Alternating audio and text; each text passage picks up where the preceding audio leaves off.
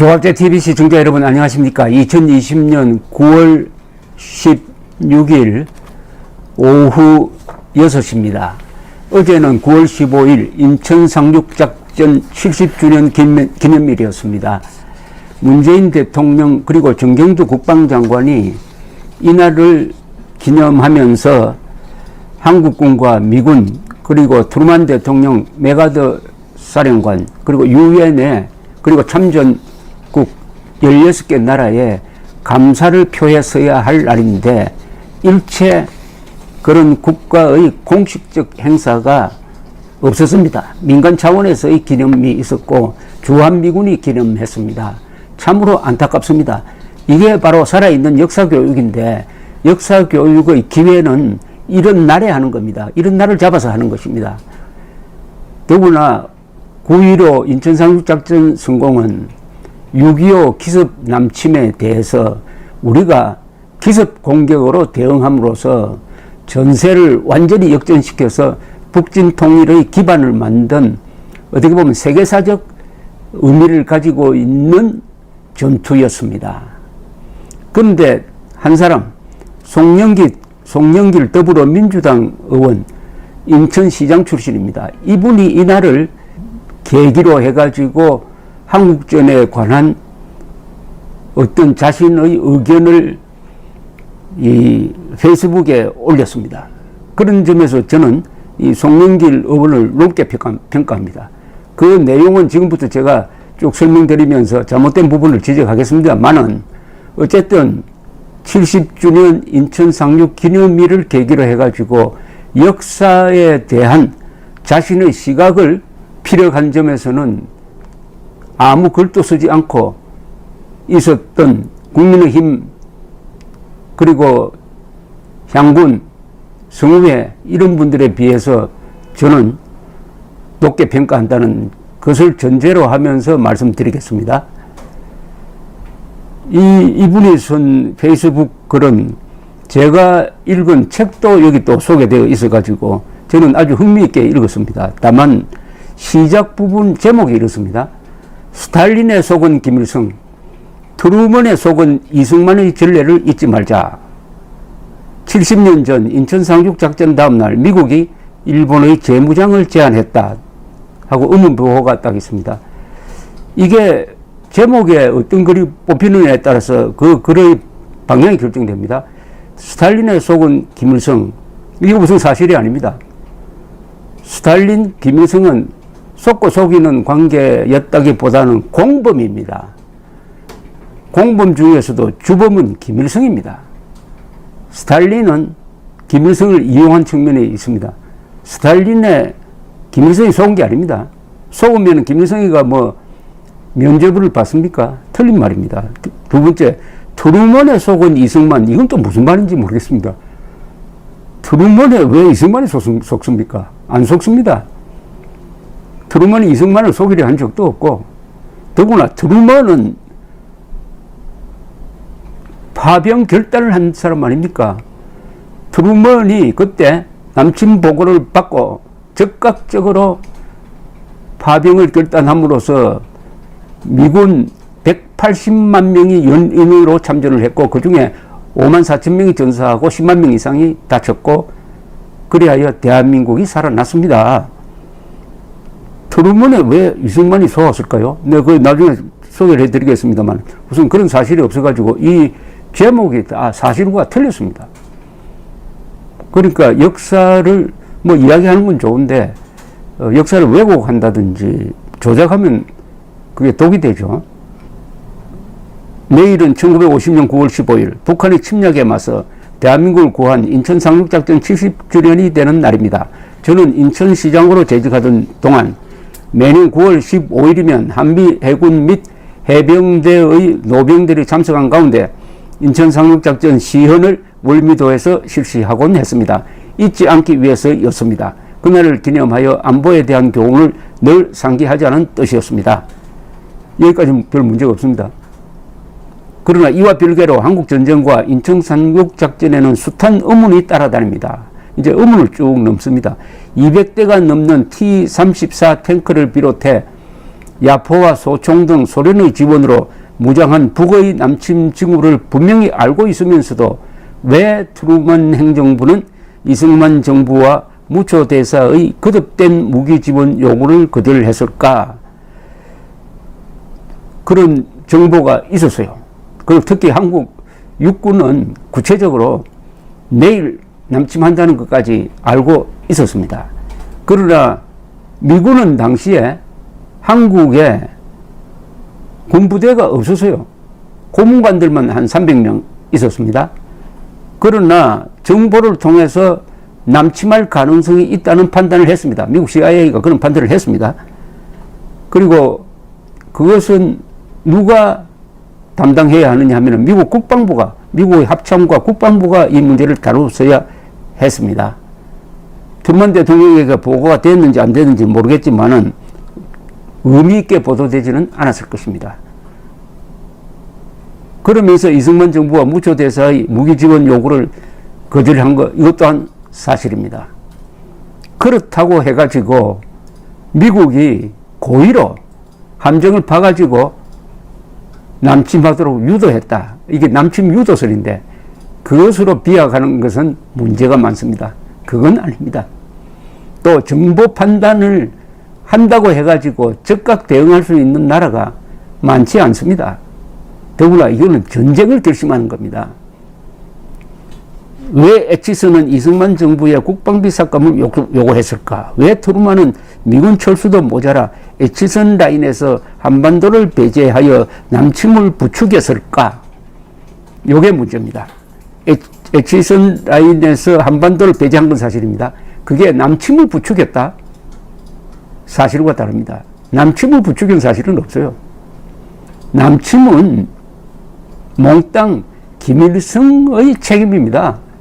남침을 부추긴다고 해가지고 남침하면, 그러면 그 남침한 사람은 부추김을 당했으니까 면죄부를 받아야 됩니까? 이런 게 김일성과 스탈린의 전쟁 범죄를 덮어주는 데 사용된다 이겁니다. 남침 유도설이라는 게. 트루먼이 왜 남침을 부추깁니까? 트루먼 남침 부추긴 적 없어요. 왜 미국은 안보전략 NSC 68에 따라 6.25 전쟁 발발 전부터 인천 상륙작전을 준비해놓고 남침을 막지 않았을까? 이건 사실관계가 명확치 않은 저는 금시초문인데요. NSC 68은 제가 잘 알고 있습니다. NSC 68은 뭐냐 하면은 폴 리츠란 미국 국무부의 정책실장 주도하에 만든 대소 전략 문서입니다. 이 NSC 68은 소련의 이 침략 의도를 정확하게 분석하고 미국이 이 소련을 어떻게 하면은 붕괴시킬 것이냐 하는 대전략을 구사한 문서인데 여기에 6.25 전쟁 발발을 예측했다든지 인천 상륙 작전을 준비해 놓았다는 것은 없습니다. 그런 근거가 없어요. 6.25 인천 상륙이란 단어 자체가 나오지 않습니다. 혹시 무슨 책을 봤는지 궁금한데요. 하여튼 NSC 68은 유명한 문서입니다. 이 문서가 바로 6.25 발발 몇 달 전에 트루먼 대통령에 의해서 결재를 받았습니다. 그리고 이 문서가 예측한 대로 드디어 소련이 팽창 정책을 펴면서 남침을 했습니다. 그러니까 트루먼은 이 문서를 참고를 해가지고 대소 전략을 펴니다. 그리하여 소련이 그 40년 뒤에 무너지는 계기를 만들었습니다. 이 기회에 한국전의 효과를 제가 설명드리겠습니다. 한국전은 20세기의 역사를 바꾸는 데 있어서 1차 세계대전, 2차 세계대전, 그 다음 세 번째가 한국전쟁입니다. 한국전쟁의 결과로서 우선 대한민국이 휴전선 남쪽에서 살아남았습니다. 이 대한민국이 발전해가지고 바로 오늘날과 같은 이런 자유민주 국가를 만들므로써 단순히 자유의 방파제가 된 게 아니라 이제 자유의 파도가 되어가지고 동북아시아를 자유민주화 시킬 수 있는 전초기지를 만들었습니다. 한국이 번영하는 나라가 되었습니다. 그리고 일본이 재무장했습니다. 그리고 일본이 경제 부흥을 이뤘습니다. 동시에 대만이 우리 때문에 살았습니다. 대만을 포기했던 미국이 6.25를 당하자 대만 보호해 놨습니다. 그리고 나토가 느슨한 동맹체제에서 군사동맹체제로 강화됩니다. 그 다음에 독일이 재무장을 합니다. 동시에 미국은 군사비를 6.25 중에 4배로 늘립니다. 본격적으로 소련을 상대로 군비경제에 들어갑니다. 그 총화가 1989년에서 91년 사이 소련을 비롯한 동구 공산권이 무너지는 것으로 결론이 납니다. 이 애국운동에 바로 6.25에 우리가 맞선 덕분으로 자유세계가 냉전에서 이겼다. 요걸 저 말을 기억하신다면 어떻게 이승만이 트루먼에 속았다는 이런 제목을 뽑을 수 있느냐 이 말입니다. 왜 스탈린과 모택동은 인천 상륙작전을 예측했으면서도 참전을 늦추었을까? 모택동이 인천에 상륙할 가능성이 있다는 이야기를 미리 북한에 한 게 사실입니다. 그런데 참전을 늦춘 게 아니라 준비를 했죠. 모택동은 언젠가는 김일성이가 밀릴 것이다. 그때 대비해가지고 이미 만주에 대병력을 집결시켜 놓고 있었습니다. 참전 늦춘 게 아닙니다. 10월 북진이 한참 진행 중이니까 그때 모택동이 등장해가지고 김일성의 요청을 받아들이는 형식으로 해가지고 형식상의 지원군을 보내는 거죠. 그때 스탈린도 모택동을 밀어줍니다. 그러나 공군을 직접 보내서 참전시키는 것은 일단 보류하고 나중에 합니다만은 참전 늦춘 게 아닙니다. 참전 준비를 했습니다. 이것도 사실관계가 다릅니다. 그 다음에 왜 스탈린과 모택동은 김일성의 적화 통일이 성공하지 못하도록 방해했을까? 성공하지 못하도록 방해했다고요? 이건 약간의 이설입니다. 이설. 스탈린이 이건 이제 이분이 요 뒤에 보면 소개한 책이 있습니다. 바로 저도 읽은 이 책입니다. Odd Man Out. 요 쓴 사람은 리차드 C. 소턴이라는 분인데요. 소턴이라는 미국의 교수입니다. 오드맨 아웃이라고 해놓고 여기 모택동을 딱 그려놨습니다. 이건 뭐냐 하면은 6.25 때 참전했던 트루먼, 스탈린, 모택동 뭐 등등 이런 걸 쭉 분석을 하고 오드맨 아웃은 왕따라는 뜻입니다. 왕따. 가장 누가 많이 손해를 받느냐? 중국이 손해를 봤다는 겁니다. 그래서 중국이 왕따가 돼버렸다. 스탈린과 트루먼은 나름대로 계산을 해가지고 전쟁을 했는데 모택동의 판단이 잘못되었다 하는 뜻입니다. 이 책을 가지고 이 책에 보면은 스탈린이 김일성의 적화 통일에 통일하지 못하도록 방해했을 것 같은 생각도 드는 대목이 있습니다. 즉 김일성이가 3일 동안 서울 점령한 다음에 3일 동안 한강을 건너지 않았어요.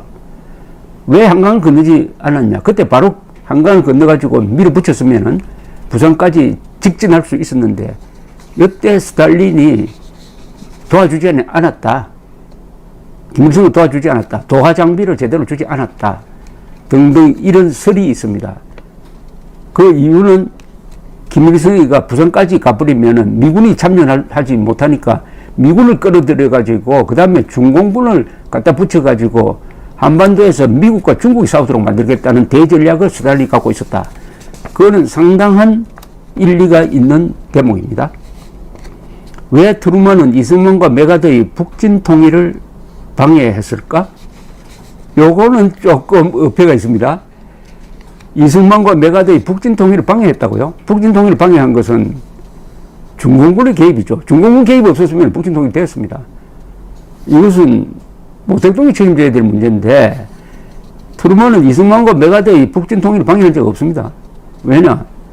메가더가 이제 9월 15일 날 인천상륙작전에 성공하니까 아주 신적 존재가 되었습니다.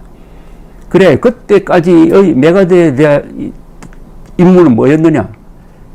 북진하는 게 아니고 38도선까지만 다시 수복하는 것이었습니다. 그러나 이제 북한군이 무너지고 메가더의 권위가 올라가고 하니까 메가더에게 프리핸드를 줍니다.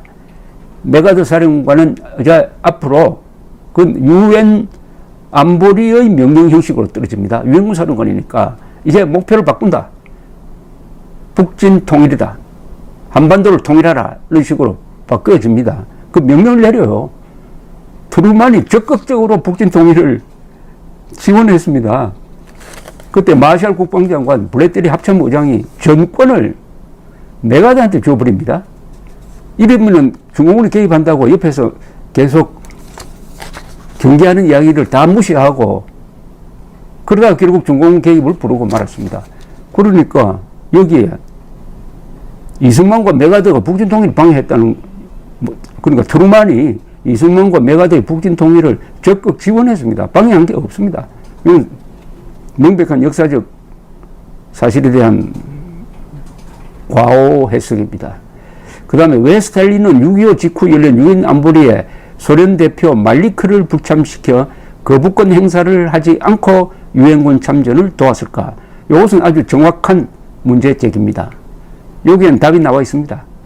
말리크를 유엔 안보리 회의에 참석하지 말도록 직접 전화를 건 사람이 스탈린이었습니다. 왜 그렇게 했느냐 하는 것은 미스테리로 남아 있습니다. 아마도 스탈린은 미군을 한국에 참전시켜가지고 거기에 대응해서 중공군을 밀어내가지고 한반도에서 미국과 중국이 싸우도록 하면서 그걸 이용해가지고 소련은 모택동을 장악하고 그리고 미국이 출혈하도록 하는 대전략을 구사했다. 라는 설이 요새 유력하게 제기되고 있습니다. 그 다음 왜 스탈린은 한반도 상공에 공군력을 지원하지 않았을까? 요거는 이 송영길 씨가 좀 잘 모르고 하는 이야기입니다. 처음에는 소련은 공군을 제공하지 않았습니다. 그리고 나중에 제공했습니다. 나중에 소련 공군이 참전했습니다. 그래서 북한 상공에서 소련 공군기와 미군이 아주 격투를 벌였습니다.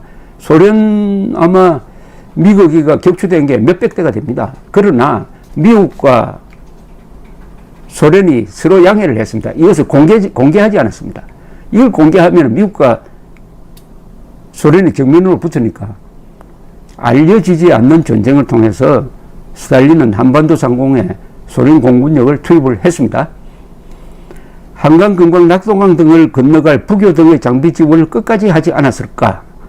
이것은 스탈린이 김일성에게 이렇게 하지 않았다. 그것은 김일성이가 적화 통일을 하기보다는 김일성을 시켜가지고 미군을 불러들여가지고 중공군하고 싸움 붙이는 그런 쪽으로 해먹었다 하는 설로서는 상당히 유력합니다. 왜 북한은 서울, 대전, 김천, 대구, 부산으로 병력을 집중 투입해 전쟁시키지 않고 인민군 육사단을 광주, 목포, 여수 등으로 분산시켰을까? 이것도 이 오드맨 아웃이라는 이 책에서 하나의 이설로서 주장하는 스탈린이 김일성의 적화를 원하지 않았다 하는 그런 설입니다. 자, 송영일 씨는 이렇게 또 계속 씁니다. 이런 의문의 주요 증거를 제시하고 한국전쟁은 미국과 소련이 의도한 전략이 일치했기 때문이라는 주장이 설득력 있게 서술된 책이 있습니다. 하면서 이 책을 소개를 하고 있습니다. 그 다음에 이런 이야기까지 합니다. 휴전 접정 직전인 1953년 7월 8일 프리스턴 대학에서 열린 한 세미나에서 딘 애치슨 전 미 국무장관이 한 말은 한국이 나타나 미국을 구했다. 한국전쟁을 핑계로 미국의 군비 정강과 전범국가 독일, 일본의 재무장을 통해 미국 패권의 세계 질서를 수립했기 때문입니다. 이거는 완전히 좌파적 역사 인식입니다. 이 한국전쟁을 이런 식으로 해석하는 사람 요새 거의 없습니다. 한국전쟁은 성격이 이미 분명히 합니다. 김일성의 남침 욕심을 스탈린이 지원을 하고 스탈린은 모택동까지 끌어들여가지고 자기 나름대로의 이득을 취한 전쟁이었다. 그러니까 김일성, 스탈린 공모의 전쟁이었고 여기에 모택동이 끼었다. 이겁니다. 그런데 뭐 미국이 무슨 책임이 있습니까? 미국이 전쟁을 유도를 했습니까? 유도했다고 한들 그게 탔다면은 그것도 김일성, 스탈린의 잘못이지. 그리고 한국전쟁을 핑계로 미국이 군비증강을 했다는 말을 할 수가 있어요. 한국전쟁을 해보니까 미국이 그때 한 130만 명밖에 안 됐습니다. 이 병력으로는 도저히 소련의 전방위적인 공세를 담당할 수 없겠구나. 한 300만으로 늘립니다. 그래서 국방비를 4배로 늘렸다 이겁니다. 그게 잘못된 겁니까? 한국전쟁을 핑계로 하면 안 되죠. 이게 누구 입장에서 쓴 겁니까? 아니, 미국이 그때 군비증강을 했기 때문에 한국이 살아난 거 아닙니까? 아니, 누구 입장에서 미국의 군비증강을 비판을 합니까? 아, 송영길을 하고는 누구 입장에서 지금 한국전쟁을 계기로 미국의 군비증강 이렇게 해야지 한국전쟁을 핑계로? 핑계로라는 뜻은 거짓말이라는 뜻 아닙니까? 전범국가 독일, 일본의 재무장? 그러나 독일, 일본이 소련을 제재하는 공업력이 있으니까 독일은 나토에 가입시키고 일본은 미일 동맹을 통해서 우리 편으로 만들었다. 이게 바로 독일, 일본이라는 세계적 공업국가가 군사력 전통이 강한 두 나라가 미국 편에 선 덕분에 소련이 무너진 겁니다. 이걸 비난하면 됩니까? 더구나 이 독일, 일본은 자유민주 국가로 탈바꿈한 나라였습니다. 그 다음에 일본이 한국전쟁을 계기로 해가지고 경제 부흥한 것을 좀 비판적으로 보고 있습니다. 그럴 필요가 있겠습니까? 일본이 없었으면 대한민국, 한국전 제대로 수행할 수가 없었습니다. 전쟁에는 수많은 물자가 들어가는데 그걸 미국에서 만드는 것보다는 바로 옆에 있는 일본의 공업력을 이용해가지고 만들었죠. 그걸 신속하게 한국에 투입을 했던 겁니다. 한국군을 도운 거죠. 그런데 일본이 그것 때문에 경제 부흥을 했다? 그거 배아파할 일입니까? 일본이 경제 부흥한 덕분에 우리도 나중에 잘 됐잖아요. 같이 공동 번영을 한 거죠.